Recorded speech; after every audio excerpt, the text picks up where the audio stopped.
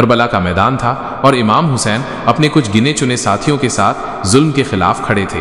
دشمن کی سینا بڑی تھی لیکن ان کا جذبہ، ایمان اور سچائی اور بھی بڑی تھی۔ جنگ کے بیچ جب پیاس نے حد پار کر دی، امام حسین اپنے چھوٹے سے بیٹے حضرت علی اصغر صرف 6 مہینے کے کو گود میں اٹھائے دشمنوں کے سامنے لے آئے۔ انہوں نے کہا، یہ تو جنگ نہیں لڑتا، اس کو پانی دے دو۔ اگر مجھے دشمن سمجھتے ہو تو کم سے کم اس معصوم کو پانی پلا دو۔ مگر دشمن کے دل پتھر بن چکے تھے۔ جواب میں ایک تیر چھوڑا گیا، 3 شاخہ کا تیر جو سیدھا حضرت علی اصغر کے گلے میں لگا۔ معصوم علی اصغر نے ایک چیخ بھی نہیں ماری، بس ہنسی کے ساتھ اللہ کو اپنی روح سپرد کر دیا۔ امام حسین نے اپنے ہاتھ سے علی اصغر کو مٹی میں دفنا دیا۔ یہ وہ لمحہ تھا جو کربلا کی سب سے اداسی بھری تصویر بن گیا۔ ایک باپ اپنے 6 مہینے کے شہدا بیٹے کو زمین کے حوالے کر رہا تھا، لیکن پھر بھی ان کے ہونٹوں پر صبر کا کلمہ تھا، انا للہ و انا الیہ راجعون۔ یہ کہانی صرف دکھ کی نہیں بلکہ صبر، ایمان اور سچائی کی مثال ہے۔